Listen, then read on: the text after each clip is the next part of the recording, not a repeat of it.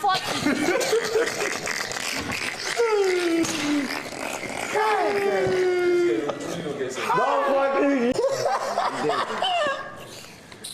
way. I told you, stay, just stay. No, stay your bad must get good, child. Hello, beautiful people, and welcome to another episode of Canva's World. If this is your first time here, thank you so much. I give lighthearted reviews. I also talk about other topics like mental health, self-awareness, healing, and happiness. But on this particular episode, I'll be talking about Baby Ninja review. So do well to check out some of my old videos if you want to catch up, and if not, no wahala, this one is just fine. I will just give you the details. So on today's episode, I'll be talking about the fights that happened recently, and I'll be giving you like a holistic view of what happened, who did what, and then at the end of the day, I'll kind of say what I think. But at first, I'll just try to give an honest, unbiased opinion, and I'll try to keep it short, of course. That being said, please do well to like, share, subscribe, and at the end of this video, leave a comment, tell me what you think. That being said, let's get straight into it.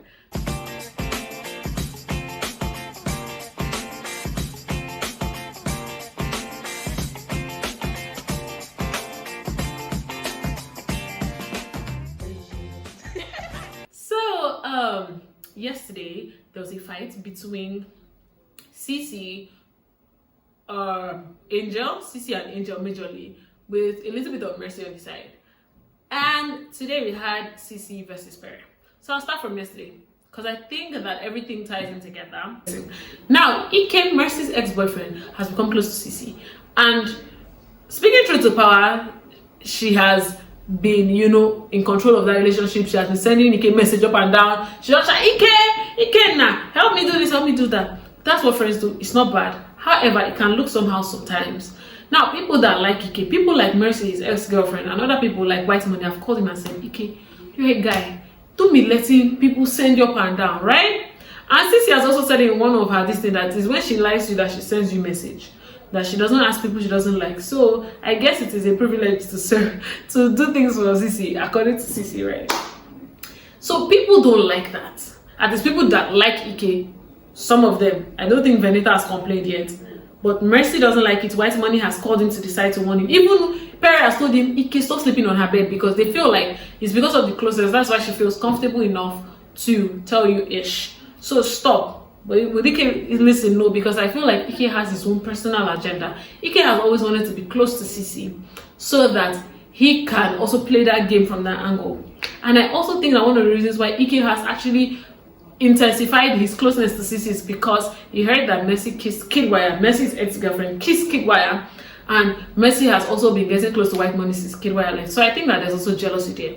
I know there's jealousy there, because the night that Kidwire and Mercy were flirting in front of him, he had to leave. That was even the night he threw Ilebaye's clothes on the floor. And I dare mention that I think that one of the reasons why he went over the edge, claiming that he wanted to teach Ilebaye a lesson, is because he was angry for what was happening between Mercy and Kidwire. Yes, he's crazy. He has also said he wanted to give Ilebaye a strike. But I think that one tipped him and pushed him to the edge. He couldn't go and face Kidwire or fight Mercy because he doesn't want them to know that he's jealous. But he did tell Shay that, this thing is making me jealous, so I have to leave. So since that time, after having conversations, I think something just clicked, and then he went over the edge.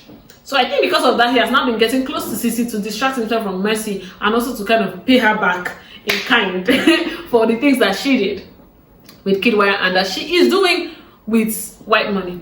Now, Mercy begs Doyin, the new head of house, please take me upstairs as your BFF, because whenever person wins head of house, they get the access to the BFF lounge. Please take me upstairs as your BFF, because I cannot stay downstairs in the same room with CeeC and Ike and watch them play this whole friendship and closeness. She actually begged Doyin. After that, Doyin came to meet Ike and said, Ike, see, Mercy cares about you. She's not happy the way you're close to CeeC. I don't think you should stop being friends with CeeC, but I think you need to balance it out well so that Mercy stops feeling bad, because she actually came to meet me to take out space because she couldn't afford to see the two of you together the way you do. And Doyin wasn't actually lying, because later that night, after CeeC had slept, after White Money had gone up, Mercy and Ike actually had a conversation where Mercy was like, don't ever do that again, stop being too close to her, blah blah blah, trying to warn him. to stay away from her. Ike was like, hey, but you should be, you were kissing Kibaya, blah, blah, blah, blah, blah. So it was obvious that true, these two people, they don't know what they are doing, but they know what they are doing. You understand? Now, I think that if Mercy had given Ike more attention, Ike would not have to become close to CeeC. But because Mercy is doing her thing, he is taking, you know, he's doing his own thing too. So after that night, guess what Ike did? Ike went to download everything to CeeC. I think he told her everything because he wanted her to feel even closer to him. So he told her that Mercy and I think Pere told me not to be close to you. She didn't mention white money. So since that time that Ike mentioned Pere, I think that you know when Pere told Adekunle you have been marked. In CeeC's book, Pere and Mercy have been marked. Now, fast forward to the next day, she has been moody. Even when she went to the diary room, she was complaining, why is it that people don't want Ike to be friends with me? People don't want me to be happy in this house. Ike is my friend, blah, blah, blah, blah, blah, blah, blah. So she was sad. And honestly, I can feel for her. Because at the end of the day, everybody needs a friend. And it actually is somehow when people are telling you, oh, don't be friends with this girl. I don't think people were actually outrightly telling Ike not to be friends with her. I think they were just telling him not to be dumb around her because they felt like she was insulting him playfully. She was sending too much messages and kind of demasculating him because you are this whole grown man, you have turned him to your boy. That was the angle they were coming from, but I cannot. She probably doesn't see it that way, and the Ike that they're trying to help is probably playing his own game and jamming people's heads together. So she was angry. So while they were having a task the day off and they were doing the Guinness task, so it was like a football themed kind of thing. So they were separated into two groups. Now within each group, you guys are supposed to divide yourself into footballers and cheerleaders. CeeC, Mercy, and Angel and Doyin were part of the cheerleading squad. Meanwhile, Pere and the rest were playing football. While they were doing the whole dance and everything, I think CeeC stood up and was like, oh, she's not feeling the energy, she doesn't want to dance anymore, and goes to meet Lucy and say, Lucy, will you exchange? Let me play football, you do the dance. That's how Angel says, CeeC, how can I say your energy is not good? We have been rehearsing since you didn't say anything. Now, a few minutes to us actually performing, you now change your mind. Now, truth be told, I think that that's wrong. I think that if she's not feeling well, I get that, but at the same time, you not mentioning it earlier and then saying it close to performance time is actually, you're kind of trying to sabotage the team. That's the truth. And I would feel offended too if I was one of the people in that team. So that caused a fight between her and Angel, and she was like, oh, I'm not talking to you, blah, blah, blah. They started insulting, hurling dirty insults at each other. That won't pass. They go, they play. She ended up playing football. She scored one goal, but it was one of the highest points. Glad that helped douse the tension, because it would have been really bad after she sabotaged the cheerleading team, goes to play football and plays rubbish throughout. She played, you know, she went off most of the kicks, but God is a good God. God wanted to show her mercy. Literally, I just gave her that 20, and that kind of gave her a place like, oh, thank God, you scored one goal. Now, after that, Angel, I think later that night, Angel tried to go and talk to her and tried to squash the beef and even apologize. She said she wasn't interested. But I think that thing at the back of her mind, that Pere and everybody is against her, was still there. This morning, apparently they distribute chores in the house. So she and Pere have the dining area. No, so now I think the way they separated it is she cleans the top of the table while Pere sweeps the floor around. Pere has already done, or is doing his own part, but the table is messy and it's already morning. People are finished working out. People will start sitting around the table. It's too messy. But she told Pere that, oh, she's not in the mood. She's not in a good mood, so she's not going to clean. That one, when she went outside, the thing already started causing a discussion inside, and sort of like a combination of different complaints. Cross was complaining. Everyone is complaining because it's a common area and they are saying that it is dirty and you are not here to do it. Now, I understand you're not feeling well, but let's keep it a bulk. At the end of the day, responsibility comes before feeling sometimes. As long as you are not sick, you're just not in the mood. I mean, I feel like sometimes you have to put yourself together and just do it for the team. Same thing with the cheerleading thing. You're not in the mood. A lot of people can say they're not in the mood. Sometimes you just have to be a good team member and, you know, do the thing. Because she was outside, you know, singing praise and worship, praising God, good, all well and fine. But people were just complaining inside, like, this is not nice, blah, blah, blah. Other people are doing their own respective chores. You aren't doing yours. While that was going on, Cross was not like, can somebody go and talk to her? He asked Pere. Pere said, I'm not going to talk to her because if I talk to her, it will cause problem. So everybody's looking for who's going to talk to her because nobody wants to talk to her because they feel like it will escalate. So I think they were just mentioning, and they told Ike, please tell her to come and clean the table.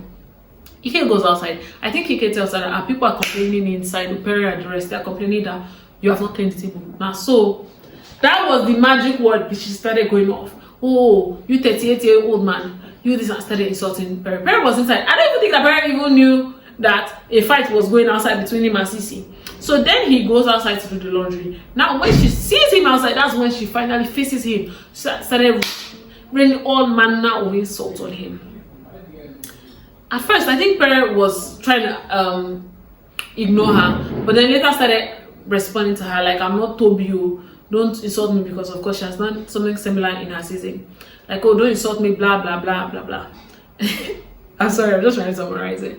Then his friends, Cross and the rest, tried to pull him inside, like, see, she's trying to push a narrative, she's trying to form, oh, everybody's against me narrative. Don't give her the satisfaction by actually responding. She still came inside, insulted. Minutes later, she still came back, started insulting him. He was also insulting her back. She was really loud.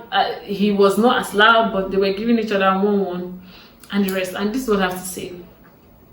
It is understandable for you to not be feeling well and for you to want to take a break. But it's also understandable for housemates to complain and say, who is doing this? You haven't done this, you haven't swept. It's normal. If like it's like your problem is valid. So like, do you understand my point? Everybody's problem, like for you to say, oh, I'm not sweeping.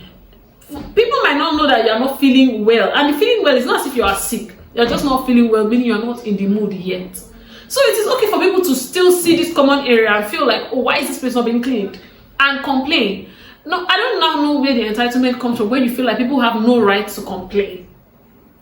And Pere did not say anything to deserve the level of insult.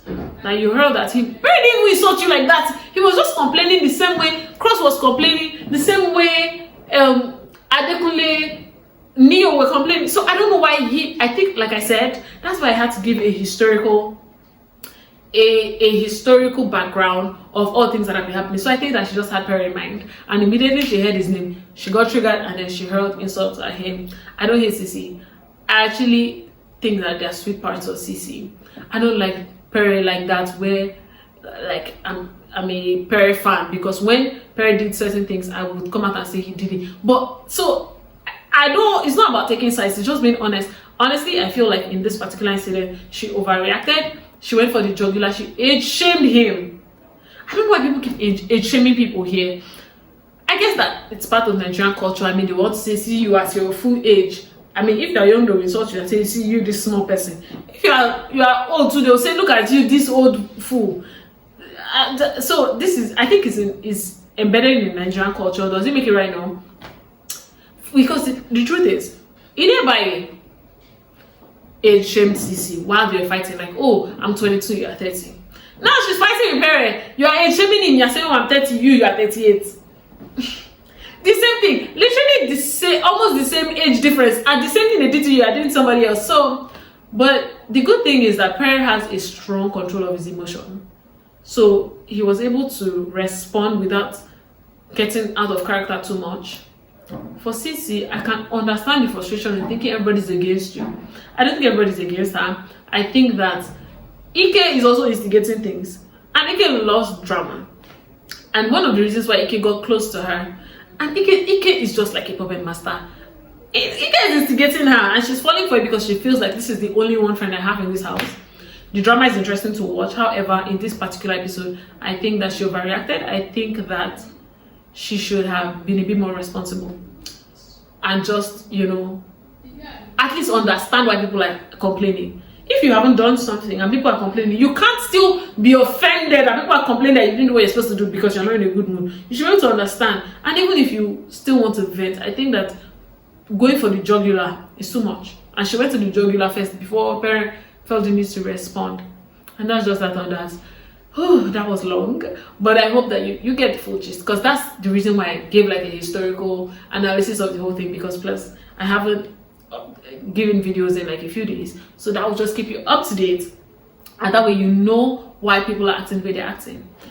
Me personally, let's see how it goes. Now, I did a video earlier of all the housemates that are up, what I think about them, and who I think will be leaving on Sunday. Do well to check out that video, and I'll see you in the next video. Thank you so much, and bye.